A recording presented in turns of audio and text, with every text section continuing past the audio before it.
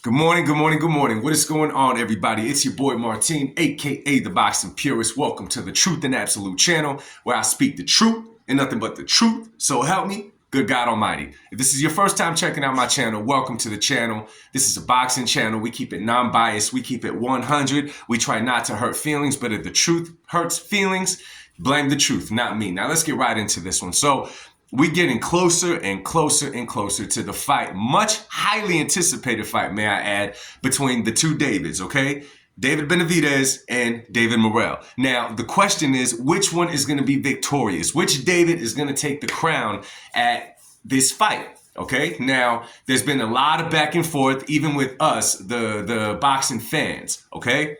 We've been talking about it on the live. If you guys been having conversations at the barbershop, at work, anywhere that you may be, and if you're really studying this fight, you may be going through the same thing that I'm going through, right? You keep looking at this fight and you may have gone back and forth on who you pick to win, which is crazy considering the fact that David Morrell only has, 10, 11 pro fights, 9 of those coming by knockout. It's crazy to consider that we're giving him such a big chance against a David Benavidez. So I saw an interview of David Benavidez yesterday speaking about this fight. I've seen interviews of David Morrell speaking about this fight. And then overall, the buildup of the fight itself, the kind of the back and forth between the competition level for David Benavidez and Morrell. Let me make the first point. So in the interview that I saw yesterday, one thing that really stood out, that once upon a time would have not stood out, and a lot of us as boxing fans do, we just kind of brush it off, right, is the fact that David Benavidez in his last fight against, what was it, Vovacek?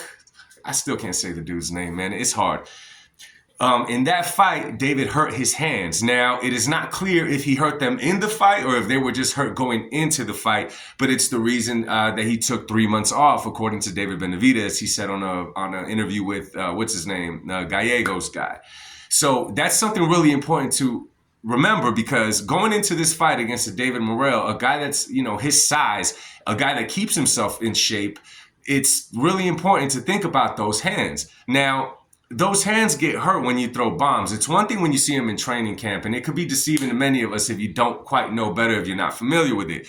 In training camp, most of the time you're training with 16-ounce gloves. If you're doing mitt work, you may be doing 14s or whatever. Nonetheless, you're not really using 10-ounce gloves in boxing camps, to my knowledge. Maybe they do for some things, not for others. You also got to remember, in the way that you're hitting the mitts and the way that you're hitting a bag, it's kind of precise because it's there for you, right? It's right there in front of you. It doesn't move. When you're fighting a moving target in boxing, you could land shots, but you could land them in an awkward way. You could land it just landing it on your pinky. You could land a shot just landing it on your pointing finger knuckle. You could kind of land them in awkward ways, and those are the type of things that hurt your hands. Floyd Mayweather dealt with a lot of those things towards the end of his career. His hands became very sensitive. Now, I don't know if that's going on with David Benavidez. I don't know if that's something that you're born with. I don't know if that's something that happens from, going too crazy on the heavy bag, too crazy on the mitt work. Nonetheless, it's definitely something to consider in a fight that he's going into with a guy his size, with a guy like David Benavidez who throws punches and bunches, right?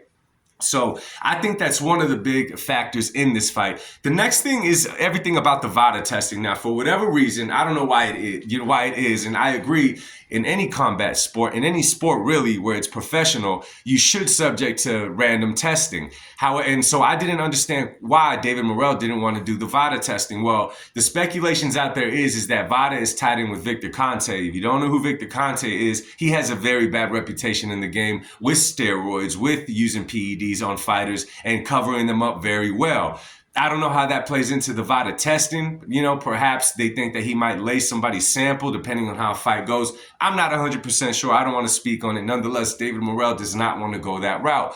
On the David Benavidez side, one thing that David Benavidez made really clear on this interview is that whether he's on steroids or not, he's going to beat David Morrell. He's going to beat the crap of David Morrell. Now, you could take that statement how you want. To me, it's not a good look saying with or without steroids, I'm going to beat him, because you don't know how the fight's going to go, and you don't want that to be used as an excuse going into a fight. In my opinion, it's not a good look, and it's not a good thing to put out there, especially when you're about to get in the ring with someone. You know what I'm saying? Because you're pretty much saying whether he cheats or he does not cheat, I'm going to beat him. Now you kind of elevated what people were expecting you to do inside that ring in the first place. So another thing, though, is, David Benavidez in the last year maybe 2 years, got a lot more popular than he's been in the past, right? And I'll be real with you guys. In my personal opinion, the popularity grew for sure. No one could deny that. And no one's taking away from what David does in the ring, man, because he could be exciting. He throws punches in bunches. He does all of those things. So it's not strictly off of social media. It's not strictly because his name was tied to Canelo's, but it did help quite a bit. You know, people started paying attention to him like they do any fighters when they could be a counter whoever's at the top of the game. You know what I'm saying? We saw this with Floyd Mayweather. Obviously, we're seeing this unfold with Canelo Alvarez as well, where if his name is tied to Canelo's and he's a good fighter, he gains a lot of hype. You know what I'm saying? And I'm not saying he didn't earn it, like I'm trying to say. However, buying into your own hype can be a dangerous thing as well. You know, let me take you guys back to Adrian Broner and Marcos Maidana, where Adrian Broner thought he was just untouchable. While he was being matched up correctly, he was just untouchable. People even started comparing him to Floyd Mayweather strictly off of the defense that he used. But when he stepped in there with the Marcos Maidana, he found out really quick that he had to humble himself. Now, right now, David is saying, you know, that this fight could make him the face of boxing.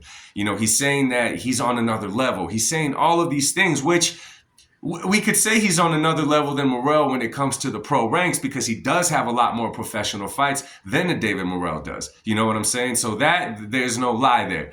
However, believing into your own hype that much before you even get into the ring, because, you know, we've heard it the last few fights that he was going to stop this person and stop that person. He hasn't stopped no one lately. You know what I'm saying? He did not stop Caleb Plant, which is totally fine. He got the win. And I will say that the referee was kind of helped hold Caleb Plant up a little bit going into that fight, right?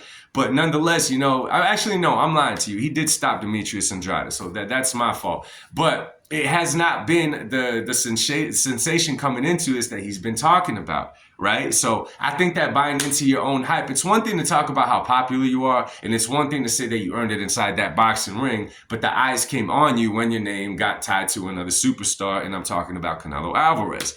And nonetheless, on David Morrell's end, right? And this is something that I think that Camp Benavidez did not quite get right, or they didn't understand what David Morrell was saying, is that the RoboCop thing. Now, I think it was either David or his pops that said that they calling David RoboCop, you know, and not understanding, not realizing that David has really fast hands. Now, Stevie Wonder could see how fast David Benavidez's hands are, especially for a guy that's his size. David Benavidez has some quick hands, and he throws the punches in bunches. But I don't think David Morrell, actually, I'm almost exactly sure that David Morrell was not speaking about David Benavidez's speed, rather the way that he fights. Now, we talked about it on the live last night. One of my dudes made a really good point, is that, and I've said this in the past, that David Benavidez, in order to set up, he leans a lot on his right foot. Okay, now, if you don't understand what that is, you know, a boxer, you know, that got legs could kind of pivot, he could move, he could put himself in a position to throw combinations around a fighter in angles. With David Benavidez, and I think it's just a bad habit that he picked up at 168, because he was a monster. A monster steps right up into the plate and he engages with you. He was able to do that at 168 because most of his opponents were a lot smaller than he was. Nonetheless, you pick up a bad habit. Now, when you put all your weight on your front foot, that takes time to set up. In that time, you could definitely disrupt a rhythm if that's what the fighter constantly does. So I don't think that Morrell was talking about the speed. He was talking more about the straight up and down, how David Benavidez likes to fight. So I don't know how David is prepping for the fight, nor should they tell us what they're working on for the fight. But I hope that they're not just trying to, you know, lean on speed completely to prove David Morrell wrong, because speed could be disrupted by good timing, and a guy that's as skillful as David Morrell could definitely disrupt speed with his timing, because in my opinion, he's the more skillful fighter. He has the better footwork. One key point that David Benavidez did make, though, and a lot of people overlook this, is that it's the event itself. You know, David Morrell is stepping into T-Mobile Arena, and he's headlining a pay-per-view as a B-side alongside David Benavidez. Benavidez has been at these type of events before. You know what I'm saying? He's been in there. He co-headlined with Tank. He fought Caleb Plant. He did all of these things. So he's seen this before. So that's huge in the sport of boxing. David Morrell was part of that Riyadh card out in LA. He was part of that card. You know, he was on the undercard, which was a pretty decent event. But I don't know if we could compare an event at the BMO Stadium to an event in Las Vegas where, you know, you think boxing, you're thinking Las Vegas is like the top of the top. That's the Madison Square Garden, you could almost say, of boxing nowadays. So David Morrell is not experienced in that. We'll see how he's able to handle that when all the lights are on you, not just kind of shining on you, but you're not the headline of the card. So, and then another thing, right? We cannot overlook that David Morrell only has 10 or 11 fights. So if he really earned this fight, who knows? He obviously shows potential. He obviously shows what he could do. But I don't know if he completely earned this fight if we're going to hold all boxers to the same standard. And the reason I got to hold myself there is because I didn't like the fact that Rolly landed a fight with Tank Davis, only having 10 or 11 fights in, and them making such a big deal out of it, you know? On one hand, we got people saying that David Morrell is the biggest challenge for David Benavidez up to date. On the other hand, we got people saying, who does Morrell think he is? He only has 10 or 11 fights, in which we say, okay, which one is it? Because we cannot have it both ways. So this is going to be a really interesting fight, and I recommend that you guys keep doing your homework on both fighters because it's going to be a lot more interesting for you going into this fight. To me, I'm really anticipating this fight. I went from being excited for a boxing event to being really, really intrigued and excited for this boxing event that's coming up short. That's going to be a treat for sure. Now, before I hop up out of here, Sean Porter, I don't always agree with his takes, but he made some really good points when it came to this fight. When we think of a David Benavidez, man, the man throws a lot of punches, he's big, and he appears to be getting stronger as the fight progresses. But in reality, it's not that these fighters like him and Spence get stronger as the fight goes on. It's just that they beat you down so much that as the later that the fight goes, they look stronger as you're getting weaker, which is, it takes a whole lot inside the boxing ring. It takes a whole lot because you got to keep bringing it and bringing it and bringing it. It's no easy task to do so like Benavidez does, like Errol Spence does. However, how was Crawford able to overcome that pressure of Spence? He started jabbing with Spence, taking Spence's jab away. So if David Morrell is as skillful and as smart as we think he is, he may be able to do the same thing to Benavidez. Disrupt his attack, take away his strengths, and then it becomes an even more interesting fight because now you're forcing the other fighter to dig deeper into his bag, which I'm sure David Benavidez has way more in his bag than just coming forward on an attack, throwing punches and bunches. I'm sure that he could resort to other things. Nonetheless, in the middle of a fight, when you have a game plan, it could be challenging. And of course, David Morrell, especially in the pro ranks, has never faced a David Benavidez.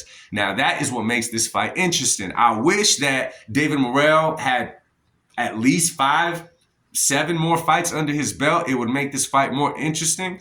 You know, I'm still leaning more towards Morrell because I tend to lean towards the skillful boxer. But again, Benavidez has advantages with experience. He's been there. You know, it's going to be a good fight. It's going to be one not to miss. So let me know what you guys think. Are you guys having the same thing with me where you go back and forth, but it makes it more exciting? If so, drop it in the comment section. I love talking boxing with you guys. Make sure that you hit the subscribe button. Make sure that you hit that like button. Share this video with your boxing community or your homeboy. Do what you got to do. Thank you guys for being a part of this channel, man. Much love to y'all. God bless you guys and peace.